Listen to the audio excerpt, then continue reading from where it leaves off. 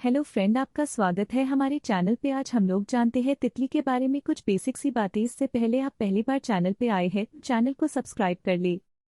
तितलियां आकर्षक कीट हैं जो सभी उम्र के लोगों की कल्पना को आकर्षित करती हैं। उनके रंगीन पंखों से लेकर उनके अनोखे जीवन चक्र तक इन नाजुक जीवों के बारे में सीखने और सराहना करने के लिए बहुत कुछ है। ऑर्डर लेपिडोप्टेरा, जिसमें तितलियों और पतंग दोनों शामिल हैं, 180,000 से अधिक ज्ञात प्रजातियों के साथ कीड़ों के सबसे बड़े आदेशों में से एक है। तितलियों को उनके क्लब के आकार के एंटीना द्वारा पतंगों से अलग किया जाता है, जो आमतौर पर पतंगों की तुलना में अधिक लंबे और अधिक पतले होते हैं। इसके अतिरिक्त तितलियां आमतौर पर दैनिक होती हैं, जिसका अर्थ है कि वे दिन के दौरान सक्रिय रहती हैं, जबकि पतंगे आमतौर पर निशाचर होती हैं। तितलियों को उनके सुंदर और जटिल पंखों के पैटर्न के लिए जाना जाता है, जो पंखों को ढकने वाले हजारों छोटे पैमानों द्वारा बनाए जाते हैं। इन पैमानों को अतिव्यापी पंक्तियों में व्यवस्थित किया जाता है, जिससे पंखों को उनकी अनूठी बनावट और रंग मिलता है। तितली के पंखों के रंग और पैटर्न कई महत्वपूर्ण कार्य करते हैं, जिसमें साथियों को आकर्षित करना, शिकारियों को चेतावनी देना और अपने वातावरण में तितली को छलावरण करना शामिल है। तितली के सबसे आकर्षक पहलुओं में से एक इसका जीवन चक्र है, जिसमें 4 चरण होते हैं: अंडा, लावा, कैटरपिलर, प्यूपा, क्रिसालिस और वयस्क तितली। मादा तितली एक उपयुक्त मेजबान पौधे पर अंडे देती है, जो विकासशील कैटरपिलर के लिए भोजन प्रदान करेगा। कैटरपिलर तब अंडे से निकलता है और खाने और बढ़ने में अपना समय व्यतीत करता है। विकसित होने पर अपनी त्वचा को कई बार बहाता है। एक बार जब कैटरपिलर अपने पूर्ण आकार तक पहुंच जाता है, तो यह अपने चारों ओर एक क्रिसलिस बनाता है, जिसमें यह एक वयस्क तितली में कायापलट करता है।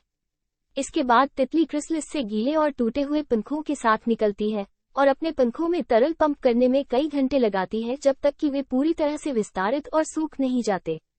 वयस्क तितली फिर एक साथी को खोजने के लिए निकल पड़ती है और फिर से चक्र शुरू करती है।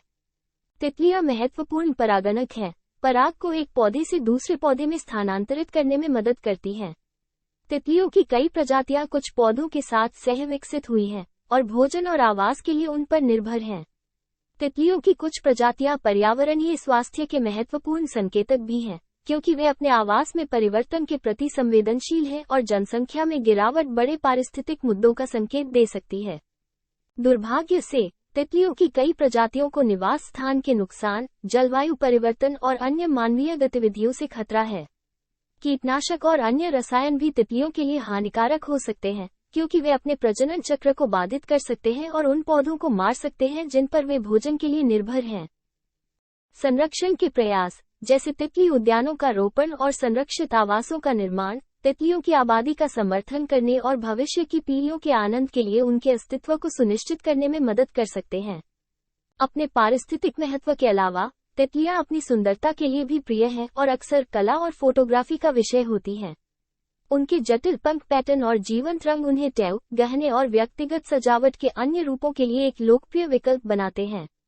कुछ संस्कृतियों में तितलियों को परिवर्तन और पुनर्जन्म के प्रतीक के रूप में देखा जाता है और वे आध्यात्मिक और भावनात्मक विकास से जुड़ी होती हैं। कुल मिलाकर तितलियां आकर्षक प्राणी हैं जिन्होंने सदियों से लोगों की कल्पना पर कब्जा किया है।